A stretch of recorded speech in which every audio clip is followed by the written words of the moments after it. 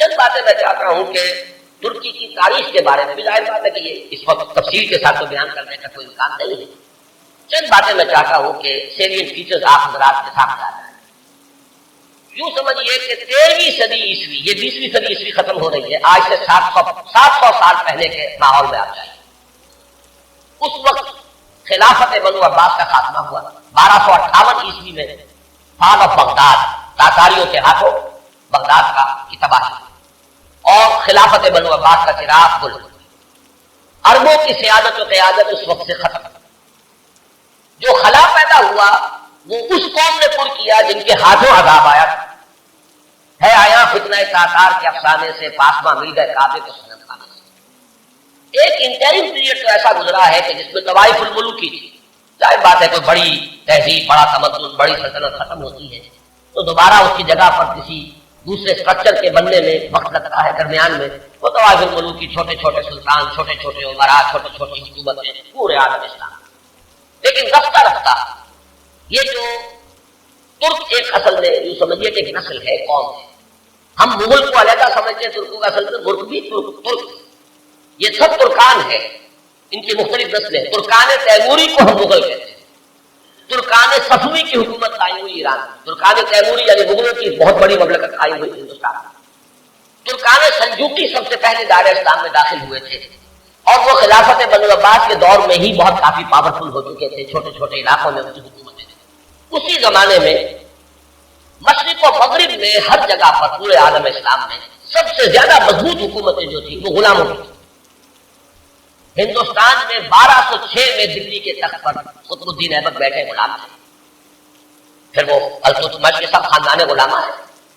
ادھر مصر میں مضبوط حکومتیں کوئی تھی.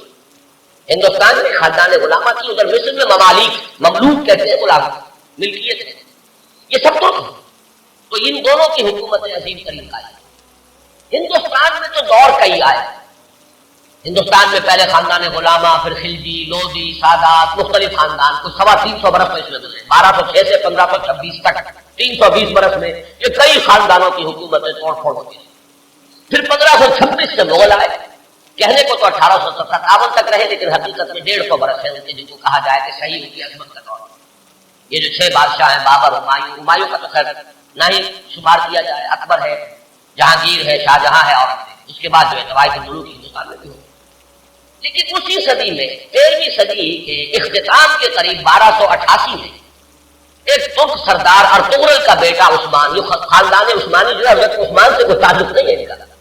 یہ اکثر لوگ کیونکہ اس میں بھی مغالطے میں دیکھا بڑے بڑے پڑھے لکھے لوگ، امریکہ کے ڈاکٹرز بھی اس مغالطے میں تھے کہ شاید ان کا تعلق حضرت عثمان سے، جیسے بنو عباس کا حضرت عباس سے ہے تو یہ عثمانی سلطنت جو ہے یہ شاید یہ حضرت عثمان کی نسل سے. کوئی تعلق نہیں، یہ تو ترک ہے. عثمان بیگ اس کا نام تھا سردار کا.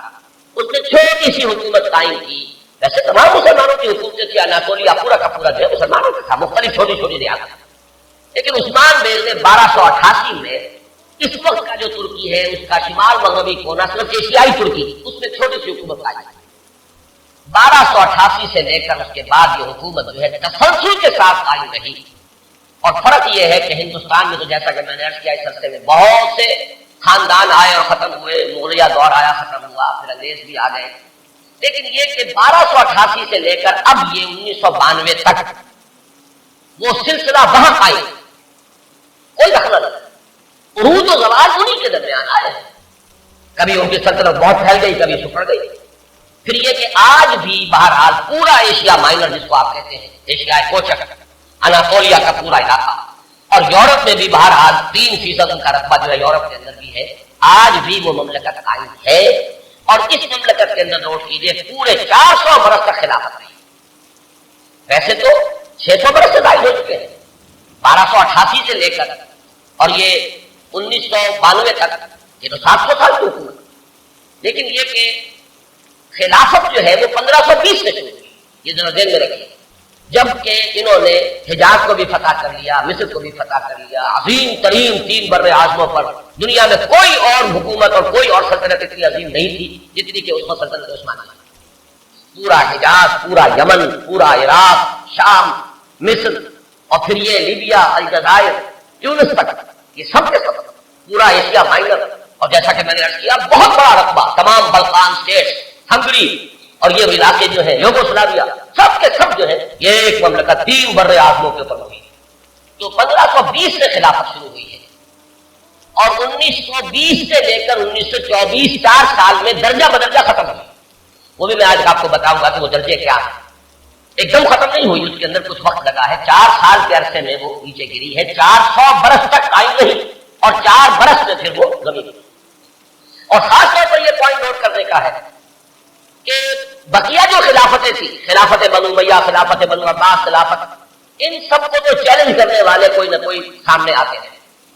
بنو امیہ کی خلافت کو چیلنج کیا پہلے حسین ابن علی نے رضی اللہ تعالی عنہما، پھر حضرت عبداللہ ابن زبیر نے رضی اللہ تعالی عنہما، پھر یہ کہ خلافت بنو عباس کو چیلنج کرنے والے حضرت زید، حضرت حسن کی اولاد میں سے رضی اللہ تعالی عنہ، پھر انہیں کی اولاد میں سے ایک اور نفس زکیہ اٹھے جن کا نام اصل میں محمد ابن عبداللہ ہے، نفس زکیہ ان کا لقب ہے.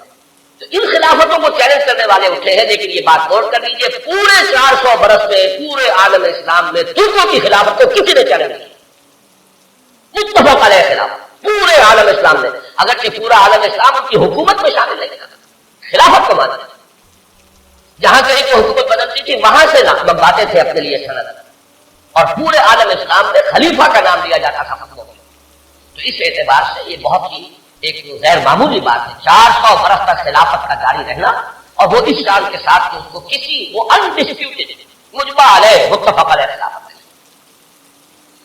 اس میں سے ذرا میں چاہتا ہوں کہ تھوڑا سا جغرافیہ کا بھی آپ اپنے ذہن میں اور وہاں کا جو مسئلہ ہے وہ جما لیجیے. اناطولیہ وہ تو آپ نے نقشے کے اندر دیکھا ہوگا، کافی بڑا رقبہ ہے اور اصل 97% ترکی موجودہ جو ہے وہ اسی میں، 3% جو ہے یورپ میں. اس کی آبادی کوئی 5.5 کروڑ ہے. آبادی کے لحاظ سے پاکستان کا نصف ہے تقریباً. اس میں سے 1 کروڑ کے لگ بھگ صرف ایک شہر استنبول ہے. پورا ملک سطح مرتفع ہے، نہایت زرخیز، سرسبز، شاداب، قابل دید، اونچائی نچائی، لیکن ہر جگہ پر آپ کو کہیں زمین ننگی نہیں ملے گی. دریا ہے بکثرت، جھیلیں ہیں بکثرت میٹھے پانی کی. اور ابھی ہم نے وہاں پر جو کچھ معلوم کیا، ہر شے ان کی اپنے ہاں موجود ہے، ہر اعتبار سے سیلف سفیشینٹ ہے. اللہ تعالیٰ نے اپنی نعمتوں کی بارش اس طرح کی ہے. 6 دن ہم نے اس میں گزارے ہیں صرف ایک شہر استنبول میں، اور یہ میں نے عرض کر دیا کہ وہ پورے ملک کی 1/5 آبادی تو وہی ہے. یہ شہر شاید دنیا کے اس اعتبار سے خوبصورت ترین شہروں میں سے ہوگا کہ یہ ایک تو یہ کہ نگینے کے طریقے سے یہ یورپ اور ایشیا سنگم ہے اس کا جس پر واقع. ایک سمندر ہے جو پورا ترکی کے اندر ہی ہے، بحر مارمورا، جسے ایک چھوٹی سی آبنائے ملاتی ہے بحیرہ اسود کے ساتھ، بلیک سی کے ساتھ، اس کو باسفورس کہتے ہیں. جنوب میں ایک لمبی سی گلی ہے پانی کی، ادھر دانیال ڈارڈنلی، وہ ملاتی ہے اسے بحیرہ روم سے. لیکن بحیرہ مارمورا جو ہے پورا کا پورا وہ ترکی کے اندر ہے، یعنی یورپی ترکی اور ایشیائی ترکی کے مابین ہے. اور استنبول شہر جو ہے وہ بہت خوبصورت اور عظمت پارینہ اگر مسلمانوں کی دیکھ لی ہو تو شاید دنیا کا کوئی اور شہر نہیں ہے کہ جو ہم اللہ جتنی عظیم مسجد ہے، عالی شان مسجد ہے. اگرچہ اس وقت ان کی مینٹیننس نہیں ہے، برا حال ہے، خستہ حال. حضرت ابو ایوب انصاری رضی اللہ تعالیٰ عنہ کا مقبرہ بھی بہت خستہ حالت ہے. اس کے ساتھ جو مسجد ہے مغرب کی نماز ہم نے وہاں ادا کی ہے. لیکن یہ کہ نظر یہی آیا کہ صرف وہی لوگ تھے کہ جو وہ ڈاکٹرز کا پورا گروپ آیا ہوا تھا، مقامی آبادی بہت نہ ہونے کے کارن. اس اعتبار سے عظمت پارینہ دیکھنی ہو تب بھی جا کر دیکھیے، اور اسلام کی بیچارگی دیکھنی ہو تب بھی نہیں جا کر دیکھیے. یہ دونوں کنٹراسٹ آپ کو وہاں نظر آئیں گے کہ عظیم ترین مسجد ہے وہاں. ہماری بادشاہی مسجد تو اپنے یعنی یہ سمجھیے کہ صحن کے رقبے کے اعتبار سے ہم کہہ دیتے ہیں دنیا کی سب سے بڑی مسجد ہے، لیکن وہ تو صحن ہے.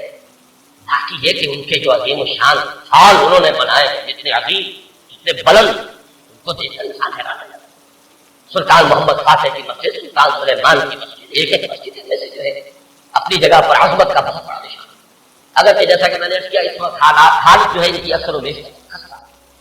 ایک دن کے لیے ہم برسا، ایک شہر برسا اس وقت کہلاتا ہے، یہ بروسا ہے پرانا، بے رے واو فاد ہے.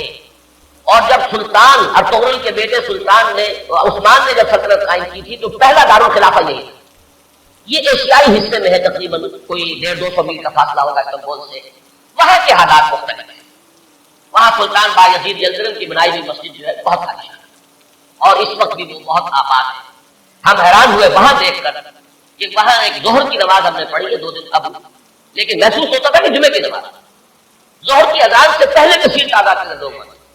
اتنا کنٹراسٹ بھی شاید دنیا میں آپ کو کہیں نظر نہ آئے کہ استنبول کا حال وہ ہے کہ حضرت ابو ایوب انصاری کی مسجد جو ہے وہ بھی ویران پڑی ہوئی ہے رضی اللہ تعالیٰ، لیکن یہ کہ برسا کے اندر جا کر آپ دیکھیے تو وہاں پر یہ ہے کہ ظہر کی نماز ایسا محسوس ہے جو جمعے کی نماز، اذان سے پہلے نصف مسجد بھری ہوئی ہے، اس کے بعد جو ہم نے دیکھا ہے ان کا جوش و خروش اور پاکستانیوں سے نہایت محبت، وہ بھی وہی نظر آتی ہے، استنبول میں نہیں۔